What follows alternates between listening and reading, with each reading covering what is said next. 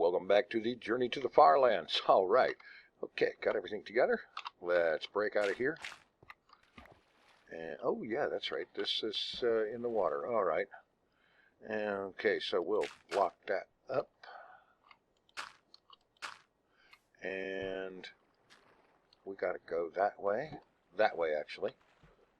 I have to go this way first in order to go this way. All right. Anyway, here we are, moving onward, heading on towards the FarLands, traveling in Minecraft Beta 1.7.3, walking to the FarLands, raising money for Child's Play, talking, walking, babbling, and so on and so forthing.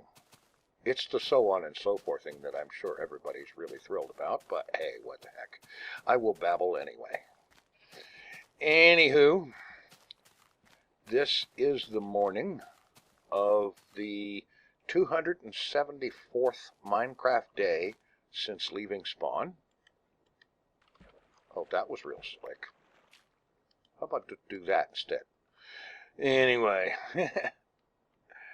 and on this 93rd episode of the Journey to the FarLands, and the size of the world is 3,452.22 megabytes, which means that we are now only 547.78 megabytes to go before reaching that interim goal of 4,000 megabytes in world size, after which we start talking about a live stream of F3-ness. And that will be fun, and I'm really looking forward to getting to do that.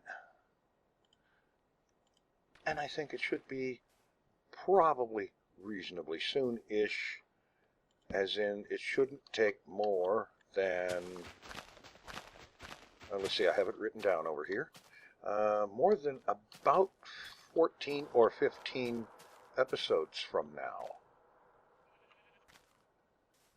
It shouldn't take any more than that to reach the point of being able to do that, and that is going to be really cool. Okay.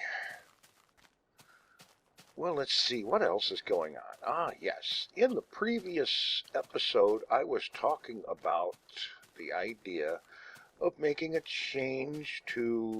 little bit of a change to what I was doing with the poker tournament, the whole get good and win at poker thing.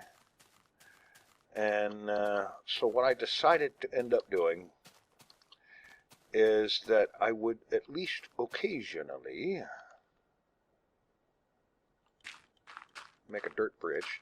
Well, no, what I decided I would do at least occasionally is to go ahead and play, when I had enough in the bankroll to do so, go ahead and play in the, just do this, in that microstakes table, the one that has a $1 buy-in with a 1 and 2 cent blinds. And I did that. I went ahead, got onto one of those tables, $1 buy-in, everything was cool. Was doing okay for a while, and after about 45 minutes or so, I think it was, I ended up, I had recently had a run of bad cards, and was not doing so good on the old chip stack. And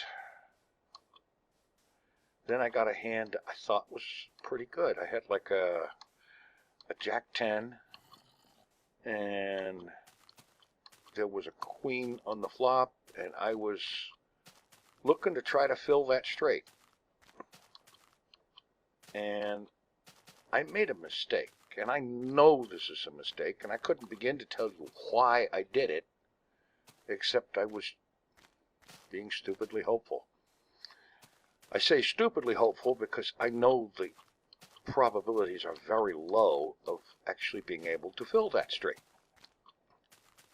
The odds are a little bit on the long side. It can and does happen. But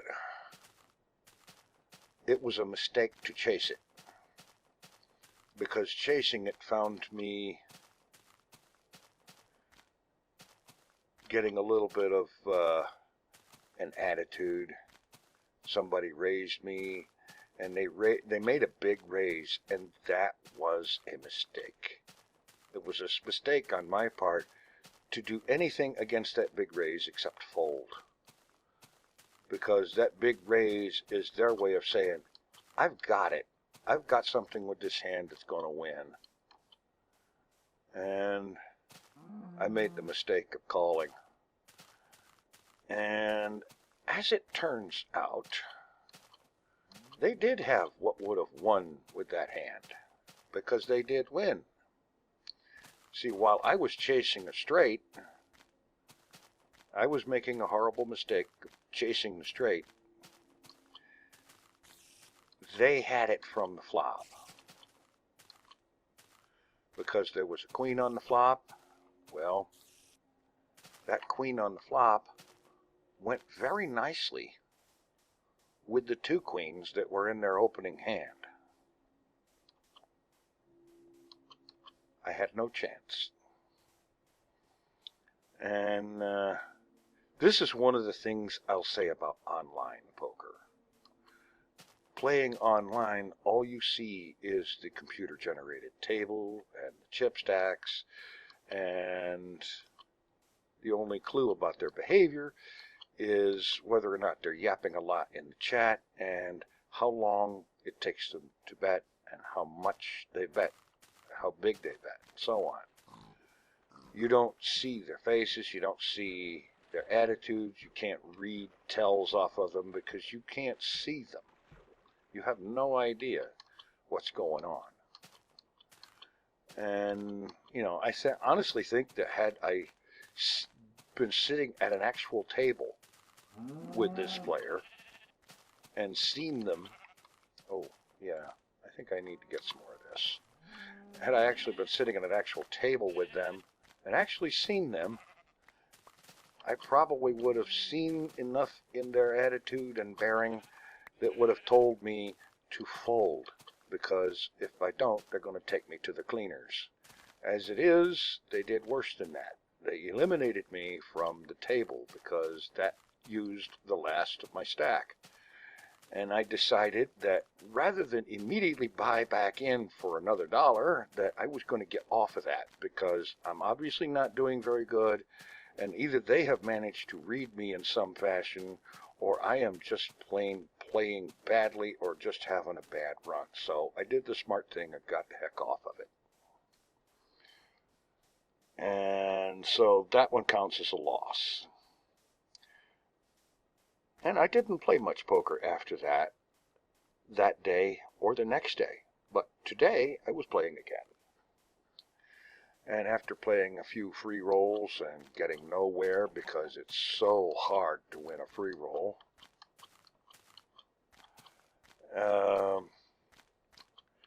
I decided to try a tournament. And this tournament was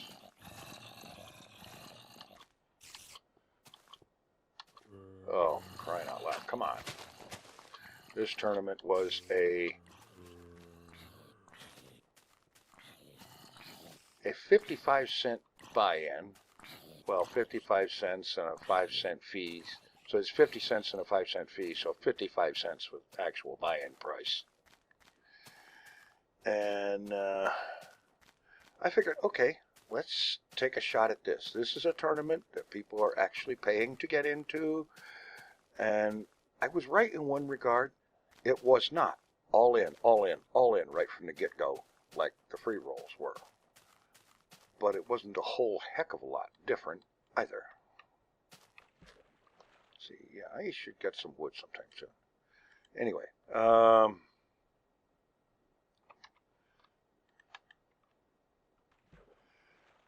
well, I was doing okay in that. until I was really confident with a 2-pair. We're talking like kings and tens. And I thought things were going to be going really good. And I thought they were going really good. But I took somebody's long time, the long amount of time that they took placing their bet, and the smallish amount, I took that as hesitancy. I assumed that they weren't sure enough about what they were doing. They were kind of doubtful with their hand, and I figured my 2-pair were good. And as it turns out, my 2-pair were not quite good enough. Kings and tens were good, but they weren't as good as queens and jacks. Yeah. Nuked by a bigger 2-pair. Now, what did I do? Did I even consider doing the sensible thing and just getting away from it? No, because this tournament had a feature that I didn't count on. Rebuys.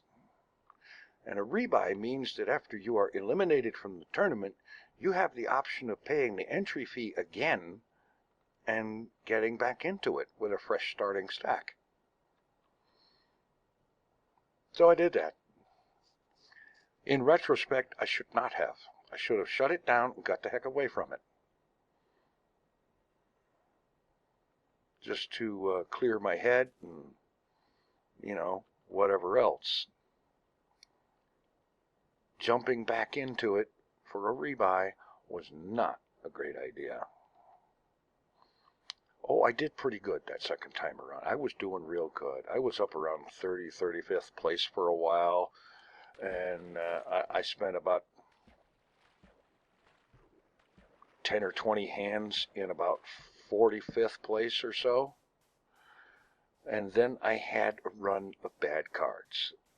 Basically, you get dealt cards that you can't do anything with. You know, like a 3-7 offsuit. What are you going to do with that when everybody else is being dealt kings and queens and pocket pairs and aces and stuff like that? You're not going to do much with that when it's going like that. And maybe you can bluff your way through, but I have very seldom had any success with bluffing. Oh, what do we got here? We have an underwater spawner. Okay. And since it is underwater,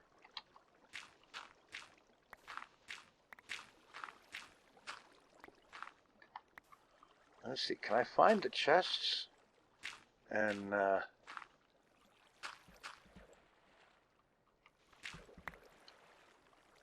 come on, get up here.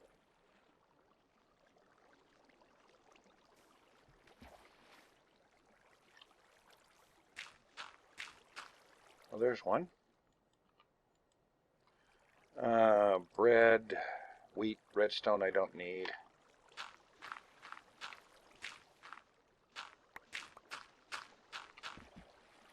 Okay. I have decided I am not going to fight with the water. That's just not a great idea. But what I will do is I will grab a screenshot and move on. After I throw all that sand away. There we go. Anyway, so I was doing good.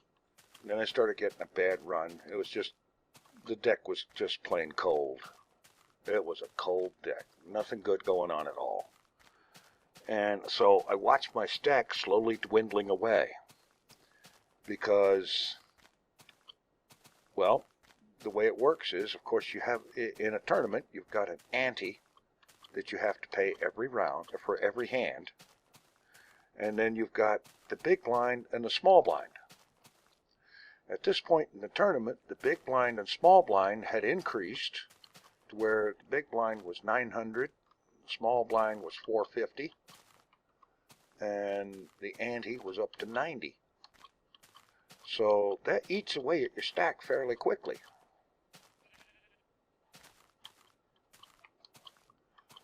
And I reached a point where my stack is down to a little under 9,000. And I know that I have got like 8 big blinds left. And that's a way of measuring your stack in a non-money value, a non-chip count value.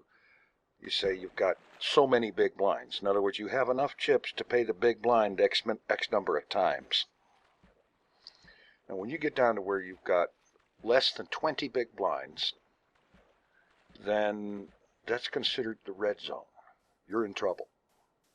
When you get down to where you have less than 10 big blinds, you have reached a point, absolutely, where your only option is to hope you get some kind of good cards and shove all in. And hope that they hit something and you can actually win and double up. Of course, that still leaves you with a bad situation because you double up and 8 big blinds become 16 and you're still in trouble. It's just that you have a little bit of time to breathe. But in any event, I had reached that point. And I ended up with, I think it was like a Jack 8 offsuit. And as much as I would have preferred to have better cards, I didn't have enough chips to wait for them anymore. So, all in, Jack 8 offsuit. And I started to get a little bit pseudo-hopeful because 3 people called that all in, which means I wouldn't have doubled up, I'd have tripled or quadrupled up. If I won the hand, I would have quadrupled up. That was great. That would have been very perfect. But of course, as the hand played out, 3 of those 4 people had pocket pairs. 2 of them hit their cards on the flop, and it ended up being a guy with pocket kings that won it. I didn't actually at that point pay much attention to what it was that he actually totally had, but that was it. I was out.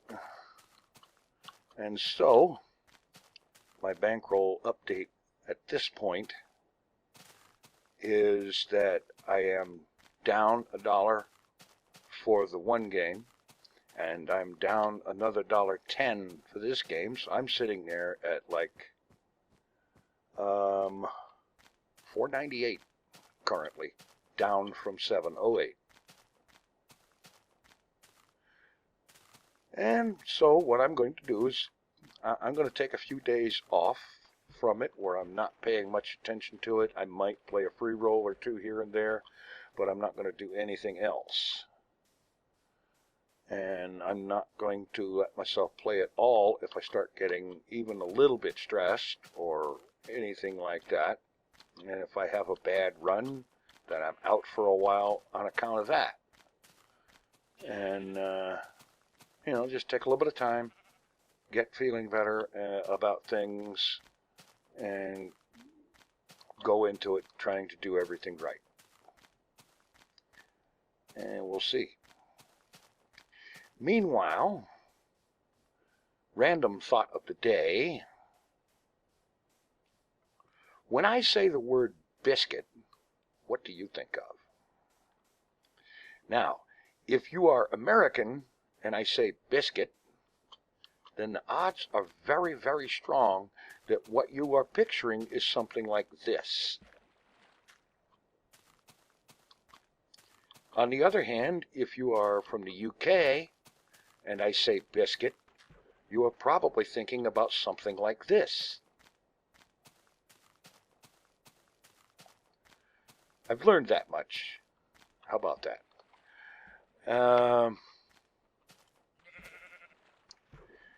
Well, just a random thought. When I say biscuit, I mean this thing right here. And when someone in the UK says biscuit, they're talking about this thing.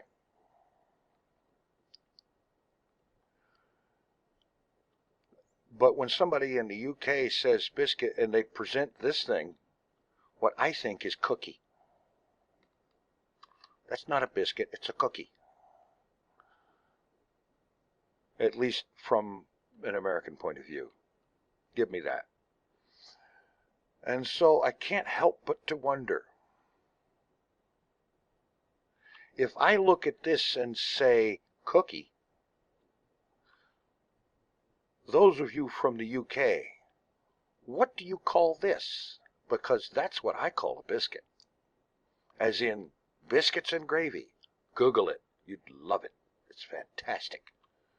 It is awesomeness incarnate. But anyway, it's just a sort of a random thought of the day question kind of thingy. You know, if the UK calls this a biscuit, what do they call what Americans call a biscuit? Just a little bit of random curiosity. I actually think I know the answer, but the idea is for somebody who is native to the UK to confirm that. Okay. Meanwhile, we'll confirm that it is now night at Minecraft, and now time to sleep. Yes.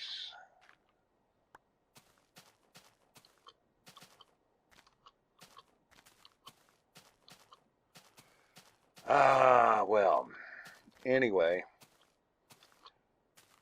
a little bit of semi-randomness going on here, but why not?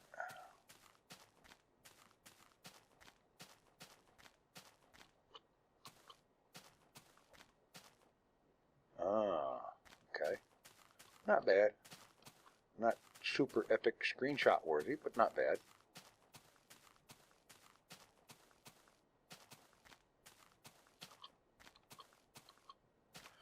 Oh boy. I don't know where that biscuit thing came at me from. I mean, I don't know why I thought of that. It just sort of popped in out of nowhere.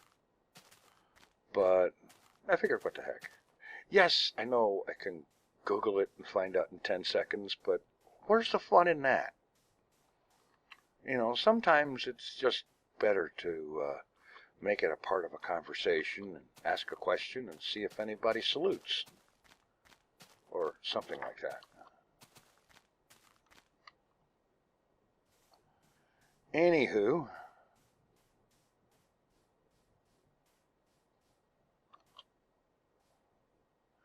getting a lot closer to that interim goal thing, and I'm really looking forward to this whole Ep3 thing happening. And yeah, that's going to be epic. And also, I have restarted, or gotten back to, not restarted, gotten back to the playthrough I had started in the Direwolf 20 1.7.10 pack.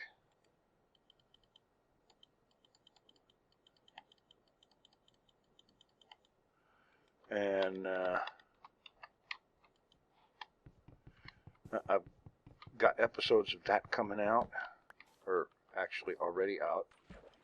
Episodes 4 and 5 have been released already, and I'm partway working on 6, and just really getting into that. And I think it's getting to the point where that's going to end up being my main game series for a while. And Hermitcraft, 7 Days to Die, and Empyrean Galactic Survival are going to probably, I say again, probably end up being once a week videos. And the rest of the days occupied with the Direwolf 21.7.10 pack. Because there is a lot of coolness and epicness in that pack.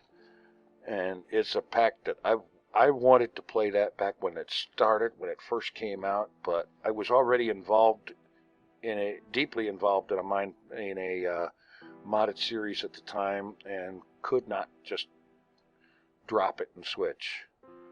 Well, didn't really want to drop it and switch, and there's no way I was going to do two of them at once. That just wasn't going to happen. You know, doing a modded series involves getting seriously involved in it, and doing two modded series, oh man, the possibilities for confusion are just insane. Oh wow. Alright. Now, let's get over here if I can. Get a better angle on that.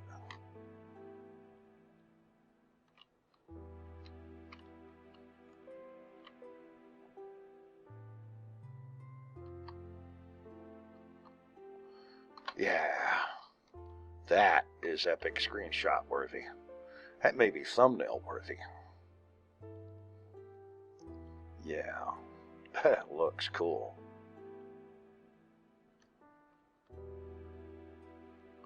Alright, let's go have a look.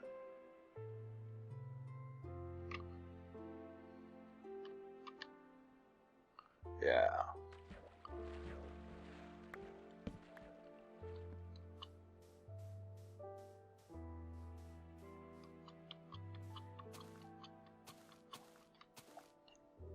Oh, yeah.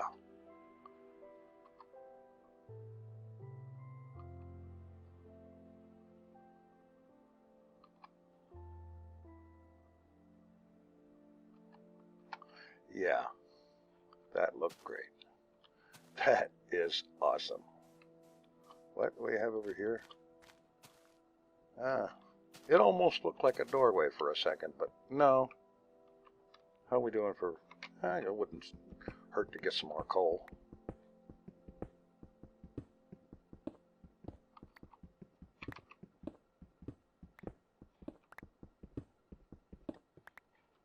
Alright, let's get out of here. Alright, I'm going to have to go around this sucker. I don't feel like trying to climb over it.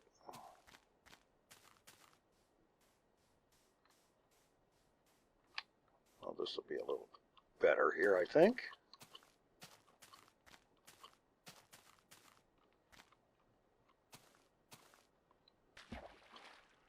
And we're about in the midday kind of thing, too, so... Oh, that's right. I wanted to chop some more wood.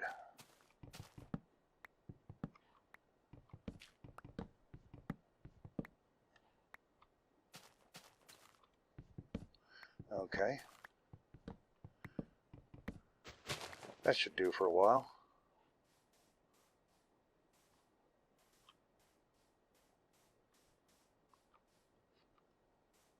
Wow. Yeah, that is cool. Very great terrain. Epicosity in the extreme. Okay, well, we're getting past the midway part of the day.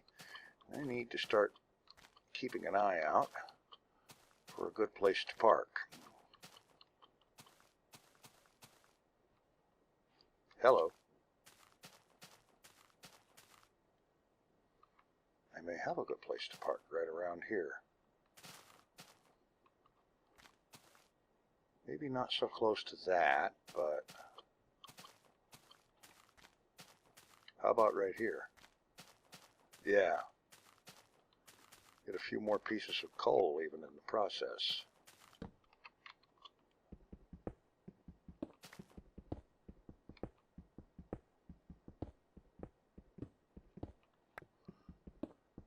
Yeah.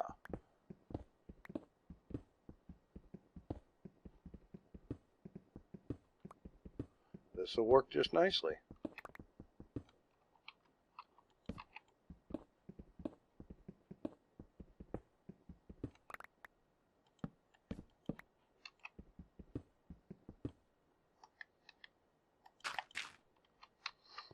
Okay. Finish opening this up.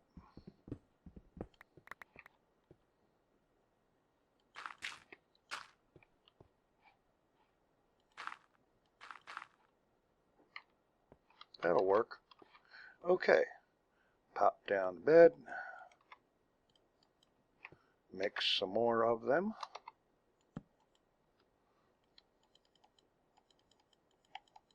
And I've already got 3 boats.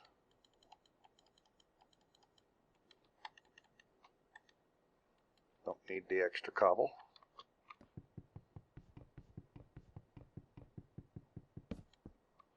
What else do I don't need? Oh. Just eat the bread. There we go. All right, here we are. The end of another episode. And it's time to say thanks for watching. Take it easy. I am out of here. What? Are you telling me? Oh, okay. It's just a couple of more clock ticks before it's actually night. Ah, there it goes. The bottom of the sun has to touch the horizon before you can sleep. Because Notch decided in his wisdom or strangeness of thought that it was not possible to sleep unless it was night.